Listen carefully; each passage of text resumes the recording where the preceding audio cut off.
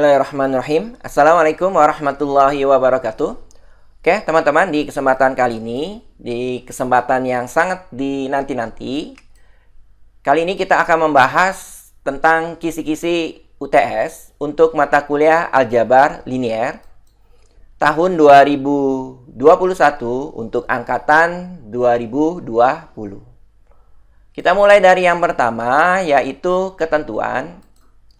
Yang pertama, jumlah soalnya itu adalah 20 soal. Berikutnya, tipe soalnya atau jenis soalnya adalah pilihan ganda dengan 5 pilihan. Selanjutnya, waktu yang diberikan hanya 90 menit. Kemudian, untuk kesempatannya kemungkinan 1 atau 2. Jadi teman-teman harus maksimalkan semaksimal mungkin ya. Berikutnya kita beralih ke bobot tingkat soal. Tingkat soal dibagi menjadi 3 tingkatan. Yang pertama mudah, sedang, kemudian yang terakhir adalah sukar. Untuk yang mudah itu bobotnya adalah 40% atau 8 soal. Kemudian yang sedang juga bobotnya 40% atau 8 soal. Kemudian yang sukar hanya 20% atau 4 soal sukar. Oke teman-teman, ini adalah bobot tingkat soal. Selanjutnya, hal-hal yang perlu teman-teman perhatikan. Yang pertama, teman-teman harus mengawali ujian dengan membaca basmalah serta jangan lupa berdoa dan meminta restu orang tua supaya diberi kelancaran sehingga memperoleh nilai UTS yang memuaskan. Berikutnya, teman-teman harus memperhatikan koneksi internet.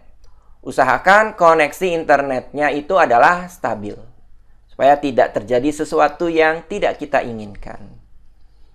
Berikutnya, teman-teman harus ketahui untuk UTS itu tidak ada remedial. Jadi kalau nilainya kurang dari 71 tidak bisa diperbaiki. Nilai yang digunakan adalah nilai hasil UTS. Berikutnya, kisi-kisi. Yang pertama berkaitan dengan definisi sistem persamaan linier. Meliputi definisi ya dari SPL itu sendiri, kemudian apa itu variabel, bagaimana caranya menentukan variabel, kemudian berapa jumlah variabel pada sistem persamaan tersebut, kemudian contoh dari persamaan linier, bentuknya seperti apa. Berikutnya, penyelesaian SPL, baik untuk SPL 2 variabel ataupun 3 variabel. Teman-teman bebas menentukan metode apa yang digunakan ya, karena bentuk soalnya adalah pilihan ganda. Jadi tidak diharuskan menggunakan satu metode di sini. Bebas menggunakan metode apa saja, yang terpenting yang paling dipahami dan cepat ya. Berikutnya adalah OBE, operasi baris elementer. Meliputi bagaimana cara membuat rumus OBE ketika kita ingin mengubah suatu nilai menjadi 1 ataupun menjadi 0. Oke ya, jadi sekali lagi hanya rumus OBE-nya saja. Berikutnya, sistem persamaan linier homogen. Di sini meliputi definisi ya dari sistem persamaan linier homogen, kemudian contoh dari persamaan linier tersebut ya.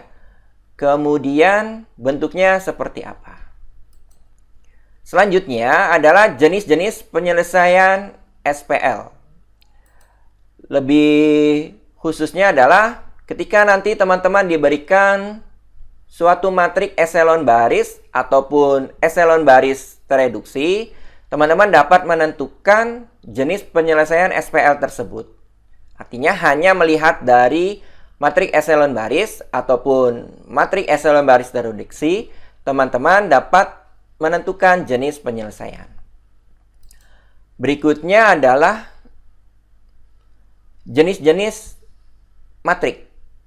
Di sini banyak sekali ya materinya. Ada matrik segitiga atas, segitiga bawah, matrik identitas, persegi, dan lain sebagainya. Selanjutnya berkaitan dengan trace suatu matrik. Lebih khusus, bagaimana caranya menentukan suatu nilai jika diketahui matrik dan trace-nya. Oke ya. Jadi kita mencari suatu nilai ketika diberikan matrik dan trace-nya. Berikutnya berkaitan dengan transpose matrik. Meliputi definisi, kemudian sifat, ordo yang berkaitan dengan transpose matrik.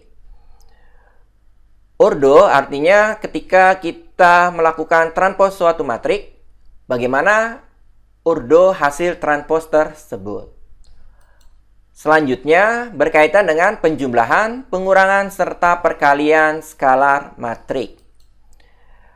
Lebih khusus, menentukan suatu nilai jika diketahui persamaan matrik.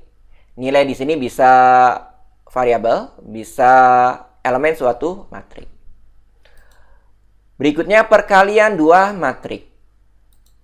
Lebih khusus, hasil perkalian, ya.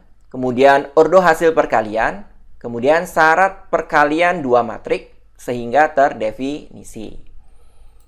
Selanjutnya adalah pembagian dalam tanda kutip suatu matrik.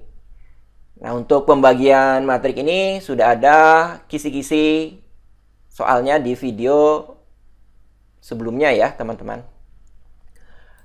Berikutnya berkaitan dengan inverse suatu matrik. Lebih khusus berkaitan dengan syarat matrik memiliki inverse, ya. Kemudian yang terakhir berkaitan dengan determinan suatu matrik. Baik matrik berordo 2x2 ataupun 3x3. Oke ya teman-teman, ini adalah kisi-kisi UTS aljabar linier. Mudah-mudahan teman-teman dapat mempersiapkan materi aljabar linier semaksimal mungkin sehingga berpengaruh terhadap nilai UTS, memperoleh nilai yang memuaskan, ya. Oke, mudah-mudahan UTS-nya tidak ada kendala, kemudian memperoleh nilai yang memuaskan. Terima kasih atas perhatiannya. Mudah-mudahan apa yang saya sampaikan ini mudah dipahami serta bermanfaat. Saya akhiri. Wassalamualaikum warahmatullahi wabarakatuh.